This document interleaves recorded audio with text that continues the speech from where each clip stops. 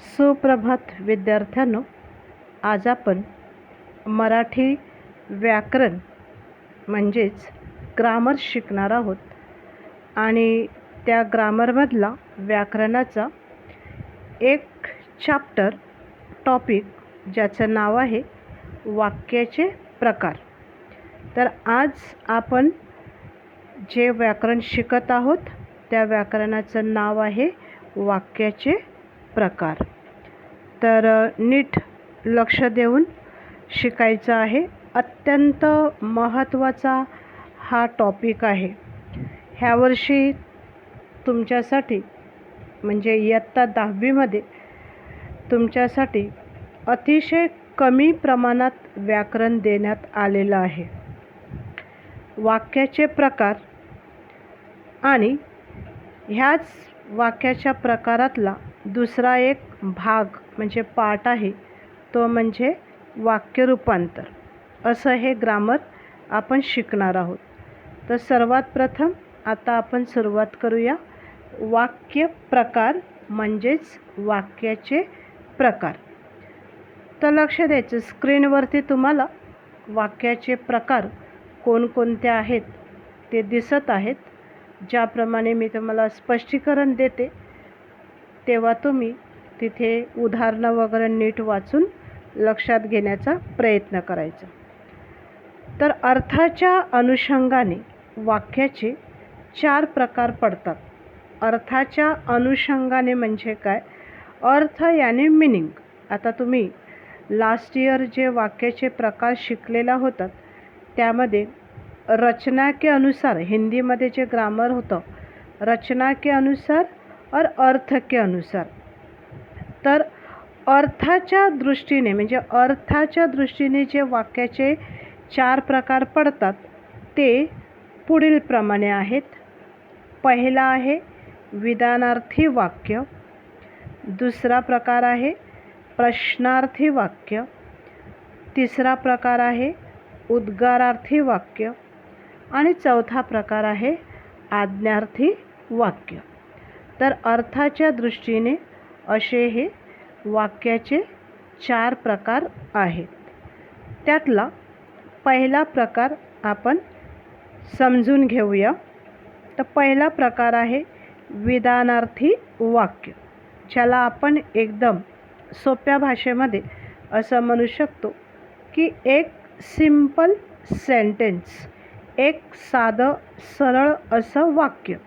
तर 2 उदाहरणं तुमच्यासमोर ठेवलेली आहेत, ती मी वाचते, तुम्ही लक्ष देऊन ऐका. पुढील वाक्ये नीट वाचा असं तिथे दिलेलं आहे. पहिलं वाक्य आहे मी दररोज अभ्यास करतो.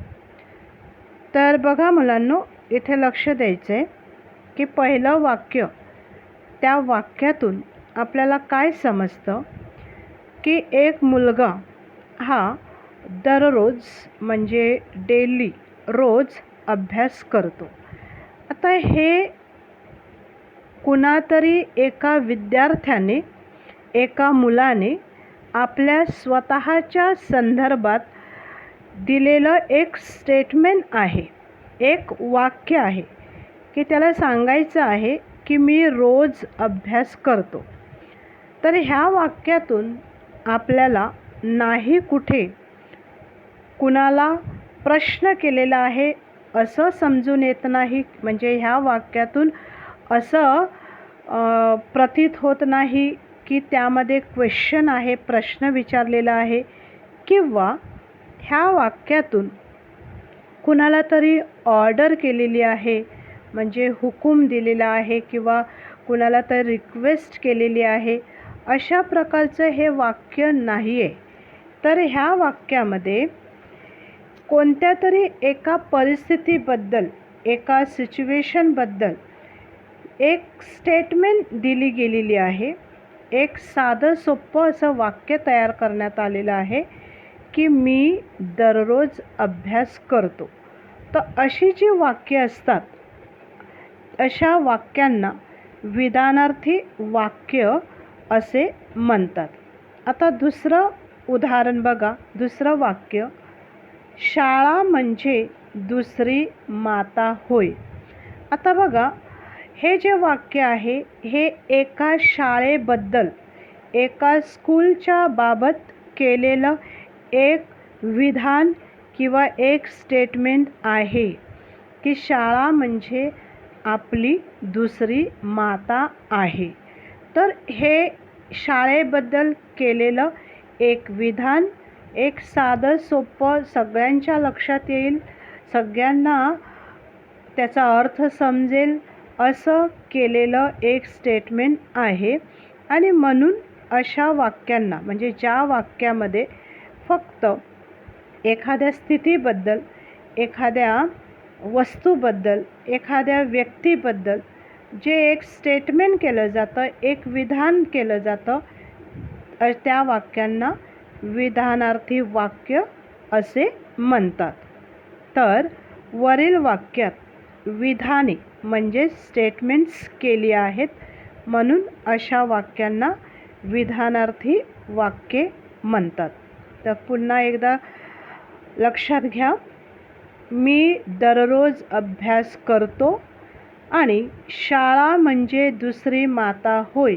ही जी वाक्य आहेत ना, ही वाक्य म्हणजे कुणाबद्दल तरी केलेली विधानं आहेत किंवा कुणाबद्दल तरी दिलेलं स्टेटमेंट आहे, म्हणून ती वाक्य विधानार्थी वाक्य आहेत.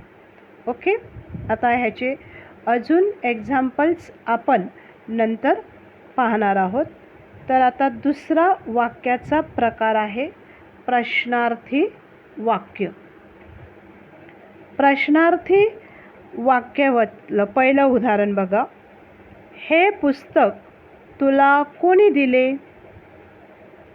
आता सगळ्यात सोपी गोष्ट अशी आहे की वाक्याचे प्रकार जेव्हा तुम्हाला ओळखायला देतात, ज्याला आपण म्हणतो की फाइंड आउट करणे किंवा ओळखणे, जेव्हा तुम्हाला परीक्षेमध्ये असा प्रश्न दिला जाईल की खालील वाक्याचे प्रकार ओळखा, तेव्हा प्रश्नार्थी वाक्य जे आहे ते वाक्य ओळखायला अतिशय सोपं आहे. ते कसं, तुमच्या हे लक्षात आलं असेल की ज्या वाक्याच्या शेवटी क्वेश्चन मार्क म्हणजे प्रश्नचिन्ह असतो ते वाक्य प्रश्नार्थी वाक्य असतं. पण इथे तुम्हाला फक्त क्वेश्चन मार्क बघून सांगायचं नाही की हे प्रश्नार्थी वाक्य आहे. तर तुम्हाला नीट समजलं पाहिजे की हे वाक्य प्रश्नार्थी का बनलं. तर बघा, पहिलं वाक्य, हे पुस्तक तुला कोणी दिले. ह्या संपूर्ण वाक्यामध्ये तुम्हाला एक शब्द असा दिसून येईल की तो शब्द म्हणजे प्रश्नवाचक सर्वनाम ज्याला आपण म्हणतो, असा तो प्रश्नवाचक सर्वनामाचा तो शब्द आहे.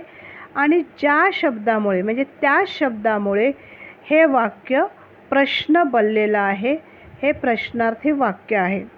तर तुम्ही ओळखू शकता की ह्या पहिल्या वाक्यामध्ये असं प्रश्नवाचक सर्वनाम कोणतं आहे किंवा कोणत्या शब्दाने हे वाक्य प्रश्न बनलेलं आहे. तो शब्द आहे कोणी. कोणी हा जो शब्द आहे, सपोज तुम्ही कोणी हा शब्द ह्या वाक्यातून काढून टाकला तर ते वाक्य प्रश्नार्थी होणार नाही. पण जेव्हा कोणी हा शब्द तुम्ही तिथे ॲड करता तेव्हा ते वाक्य प्रश्नार्थी बनतं, म्हणजे तो एक प्रश्न बनतो. हे पुस्तक तुला कोणी दिले. तर कोणी हे जे प्रश्नवाचक सर्वनाम आहे त्यामुळे ते वाक्य प्रश्न बनलेलं आहे. तर अशाच वाक्यांना प्रश्नार्थी वाक्य असे म्हणतात. आता दुसरं वाक्य, दुसरं उदाहरण बघा. तू हे काय खात आहेस? तू हे काय खात आहेस? आता इथे ह्या वाक्यामध्ये सुद्धा असा एक शब्द आहे की ज्यामुळे हे संपूर्ण वाक्य प्रश्न रूपामध्ये बदललेलं आहे आणि तो शब्द आहे काय. ह्या शब्दाने प्रश्न विचारला गेलेला आहे. तर प्रश्नार्थी वाक्य ओळखायला अतिशय सोपं आहे. हे लक्षात ठेवायचं की वरील वाक्यामध्ये, म्हणजे आता आपण ही जी 2 उदाहरणं पाहिली, हे पुस्तक तुला कोणी दिले, तू हे काय खात आहेस, हे जे 2 उदाहरणं आहेत, 2 वाक्य आहेत, त्या वाक्यामध्ये प्रश्न विचारले आहेत, याने क्वेश्चन्स केलेले आहेत, म्हणून अशा वाक्यांना प्रश्नार्थी वाक्य असे म्हणतात. आलं लक्षात? तर प्रश्नार्थी वाक्य ओळखायला अतिशय सोपं की ज्या वाक्याच्या मागे क्वेश्चन मार्क लागलेला असतो, प्रश्नचिन्ह लागलेला असतो, ते वाक्य प्रश्नार्थी असतं. ओके. आणि तुम्हाला परीक्षेमध्ये 2 टाईपमध्ये प्रश्न विचारणार आहेत. एक आहे वाक्याचे प्रकार ओळखा आणि दुसरा आहे वाक्य परिवर्तन करा. आता तिसरा वाक्याचा प्रकार आहे उद्गारार्थी वाक्य. तर उद्गारार्थी वाक्याची उदाहरणं पुढे बघा. पुढील वाक्ये नीट वाचा. पहिलं आहे आहा हा किती सुंदर देखावा हा. आणि दुसरं वाक्य आहे शाबास छानच खेळलास. आता उद्गारार्थी वाक्यामध्ये काय असतं बघा मुलांनो, की एखाद्या परिस्थितीमध्ये आपल्या मनामध्ये ज्या भावना म्हणजे फिलिंग्स येतात, त्या भावना, त्या फिलिंग्स आपण ज्या शब्दाने व्यक्त करतो, स्पष्ट करतो. आपल्या मनामध्ये एखाद्या वेळी आनंदाचा भाव असेल, आनंदाची फिलिंग असेल, तर आपण अगदी आनंदाने आपल्या तोंडून जे शब्द बाहेर पडतात, ते शब्द म्हणजेच आपली फिलिंग असते. आणि अशा शब्दांना उद्गारार्थी शब्द या उद्गारार्थी वाक्य असे म्हणतात. आता पहिलं उदाहरण जे आहे की आहा हा किती सुंदर देखावा हा. सपोज तुम्ही महाबळेश्वर किंवा काश्मीर अशा सुंदर आणि अतिशय निसर्गरम्य अशा जागेत गेलेला आहात आणि तिकडचा जो देखावा आहे, देखावा म्हणजे सीन, तिकडचं जे दृश्य आहे, जे सीन आहे, ते पाहिल्यानंतर तुम्हाला अतिशय आनंद होतो आणि तुमच्या तोंडून शब्द बाहेर पडतात आणि ते शब्द म्हणजे आहा हा किती सुंदर देखावा हा. आता बघा, तिकडचं ते सुंदर असं दृश्य पाहून तुम्हाला आनंद झाला आणि तुमच्या तोंडून हे शब्द बाहेर पडले. म्हणजे तुमच्या आतमध्ये असलेली ती फिलिंग, ती भावना तुम्ही ह्या शब्दातून व्यक्त केली आणि म्हणून ह्या शब्दांना किंवा अशा वाक्यांना उद्गारार्थी वाक्य असे म्हणतात. दुसरं वाक्य आहे शाबास छानच खेळलास. आता एखादा मुलगा क्रिकेटमध्ये किंवा व्हॉलीबॉल किंवा टेनिस बॉल कोणत्याही एखाद्या मॅचमध्ये, एखाद्या खेळामध्ये तो उत्तम प्रकारे अगदी छान खेळला, तर तुम्ही त्या मुलाची स्तुती करताना, प्रशंसा करताना त्याला सांगतात की शाबास तू छान खेळलास. म्हणजे त्या मुलाबाबत आपल्या मनामध्ये जी भावना होती ती आपण शाबास ह्या शब्दाने व्यक्त केली. तर आपल्या मनातल्या भावनांचं स्पष्टीकरण किंवा त्याचं वर्णन किंवा ती भावना आपण ज्या शब्दाने व्यक्त करतो, आपण जे उद्गार काढतो, त्या उद्गारालाच उद्गारार्थी वाक्य असे म्हणतात. तर वरील वाक्यात भावनांचा म्हणजे फिलिंग्स उद्गार काढला आहे, म्हणून अशा वाक्यांना उद्गारार्थी वाक्य म्हणतात. आता प्रश्नार्थी वाक्याबद्दल जसं मी तुम्हाला सांगितलं की प्रश्नार्थी वाक्य ओळखायला, फाइंड आउट करायला अतिशय सोपं. ते का? कारण त्या वाक्याच्या मागे प्रश्नचिन्ह, क्वेश्चन मार्क लागलेला असतो. त्याचप्रमाणे उद्गारार्थी वाक्यसुद्धा ओळखायला अतिशय सोपं. आणि ते कसं? तर उद्गारार्थी वाक्य जिथे संपतं त्या वाक्याच्या शेवटी असं उद्गार चिन्ह ज्याला आपण एक्सक्लेमेटरी मार्क म्हणतो, ते असं हे एक्सक्लेमेटरी मार्क किंवा साईन असतं किंवा उद्गारार्थी साईन असतं. तर ते चिन्ह बघून, ते साईन बघून आपण ओळखू शकतो की हे वाक्य उद्गारार्थी वाक्य आहे. तर पुन्हा एकदा लक्षात ठेवायचं, उद्गारार्थी वाक्य म्हणजे अशी वाक्य की ज्यामध्ये आपण आपल्या मनातल्या भावना, आपल्या मनातल्या फिलिंग्स व्यक्त करतो. ओके. आता चौथा प्रकार आहे आज्ञार्थी वाक्य. आज्ञार्थी ह्या शब्दावरूनच तुम्हाला समजत असेल की एखाद्याला दिलेली आज्ञा, एखाद्याला केलेला हुकूम म्हणजे ऑर्डर.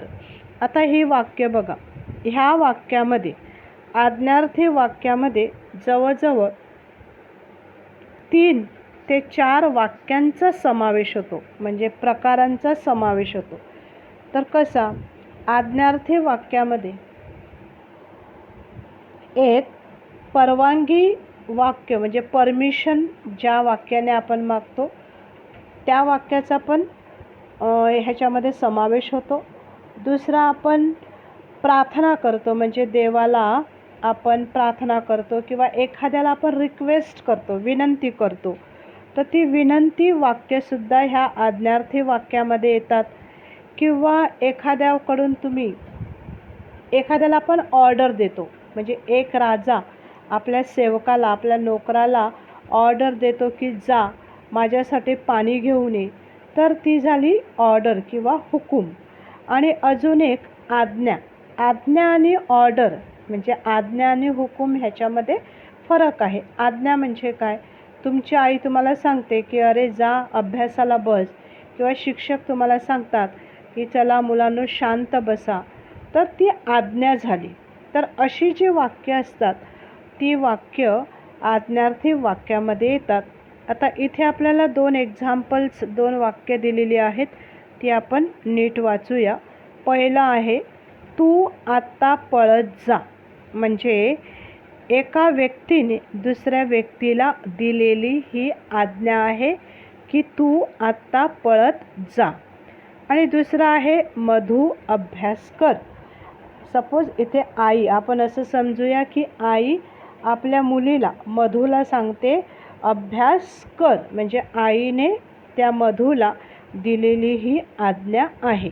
तर तुम्हाला लक्षात ठेवायचं आहे की आज्ञार्थी वाक्य की ज्यामध्ये ऑर्डर म्हणजे हुकूम केला जातो, आज्ञा दिली जाते, विनंती म्हणजे रिक्वेस्ट केली जाते, परमिशन याने परवानगी मागितली जाते, अशा प्रकारची जी वाक्य येतात ती सगळी वाक्य आज्ञार्थी वाक्य असतात.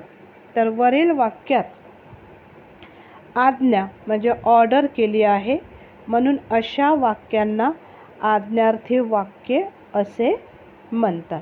आणि ही 4 मेन याने महत्त्वाची वाक्याची प्रकार झाली की जे आपण पाहिलं. पहिला आहे विधानार्थी, दुसरा आहे प्रश्नार्थी, तिसरा आहे उद्गारार्थी आणि चौथा आहे आज्ञार्थी. पण ह्या 4 वाक्याच्या प्रकाराव्यतिरिक्त अजून एक वाक्याचा प्रकाराचा समावेश इथे येतो, तो म्हणजे होकारार्थी व नकारार्थी वाक्ये. की ज्या वाक्य म्हणजे आपण रोजच्या आपल्या जीवनामध्ये जे वाक्य, जे सेंटेन्स आपण बोलतो ना, ती वाक्य काही वाक्य पॉझिटिव्हमध्ये असतात, काही नेगेटिव्हमध्ये असतात. म्हणजे काही वाक्य अशी आपण होकारार्थी, ज्याच्यामध्ये आपला होकार असतो, तर अशी पण असतात. आणि काही वाक्य अशी पण असतात की ज्यामध्ये आपला नकार असतो. तर ज्या वाक्यामध्ये आपला होकार असतो, म्हणजे ज्याला आपण थोडक्यात म्हणूया एस, की ज्या वाक्यामध्ये आपला एस असतो किंवा होकार असतो, अशा वाक्याला आपण होकारार्थी वाक्य असे म्हणतो. आणि ज्या वाक्यामध्ये नो असतो म्हणजे नकार असतो, ती वाक्य नकारार्थी असतात. तर इथे एक एक्झाम्पल दिलेलं आहे होकारार्थी आणि नकारार्थी. ती वाक्य आपण पाहूया, वाचूया. तर पहिलं दिलेलं आहे मी सहलीला जाईन. हे होकारार्थी वाक्य आहे, की सहलीला जाणार आहे म्हणजे ते होकारार्थी वाक्य आहे. अशी वाक्य ओळखायची कशी? तर ह्या वाक्याचं जे क्रियापद असतं, वर्ब असतं म्हणजे शेवटचं शब्द क्रियापद, हे क्रियापद जर पॉझिटिव्हमध्ये असेल म्हणजे एसमध्ये असेल तर ते होकारार्थी वाक्य असतं. आता दुसरं वाक्य बघा, मी सहलीला जाणार नाही. तर ह्या वाक्यामध्ये नकार दिलेला आहे म्हणजे क्रियापद जे आहे ते क्रियापद आपल्याला नोमध्ये घेऊन जातं, नाहीमध्ये घेऊन जातं आणि म्हणून ते वाक्य नकारार्थी आहे.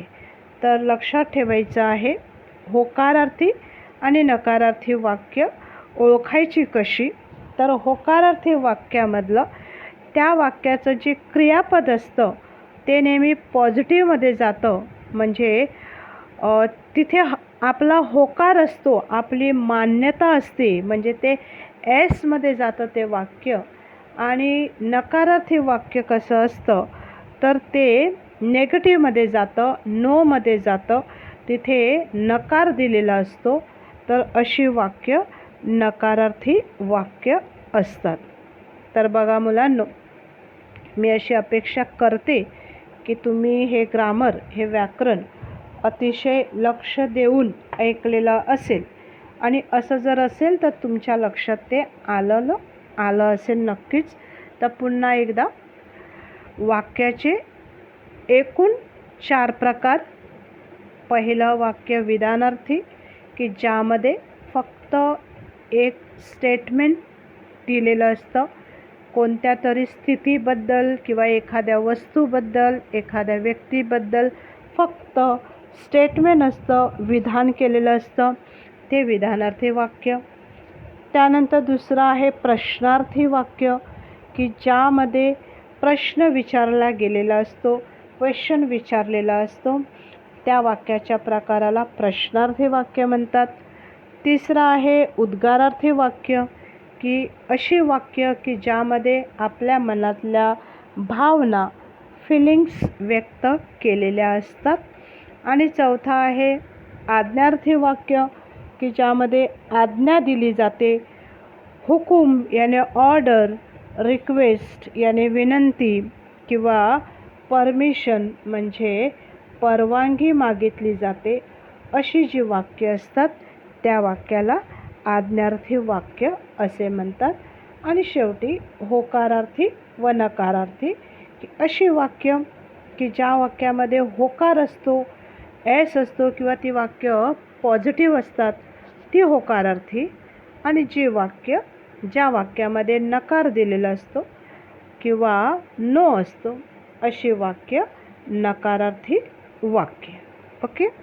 आता ह्या वाक्याची काही म्हणजे ह्या प्रकारातले काही एक्झाम्पल्स मी तुम्हाला फाइंड आउट करण्यासाठी देणार आहे. म्हणजे काही क्वेश्चन मी तुम्हाला देते, तुम्ही ती वाक्याचे प्रकार ओळखायचे आणि तिथे उत्तर लिहायचं आहे की दिलेलं वाक्य हे कोणत्या प्रकारातलं आहे, होकारार्थी की नकारार्थी. असं तुम्ही लिहून आपल्या ग्रामर नोटबुकमध्ये, तुम्हाला जी 200 पेजेस नोटबुक सांगितलेली आहे त्यातला थोडासा फर्स्ट पार्ट हा निबंधासाठी वापरायचा आहे आणि सेकंड पार्ट हा ग्रामर लिहिण्यासाठी वापरायचा आहे. तर ज्या पार्टमध्ये तुम्ही ग्रामर लिहिणार आहात तिथे डेट वगैरे लिहून वाक्याच्या ह्या टॉपिकचं नाव लिहायचं आहे, वाक्याचे प्रकार, व स्क्रीनवर तुम्हाला जे हे वाक्याचे प्रकार दिसत आहेत विथ एक्झाम्पल्स सगळं तुम्हाला त्या ग्रामर नोटबुकमध्ये लिहायचं आहे. अँड प्लस काही एक्झाम्पल्स मी तुम्हाला फोटोद्वारे ह्या व्हिडिओसोबत पाठवत आहे.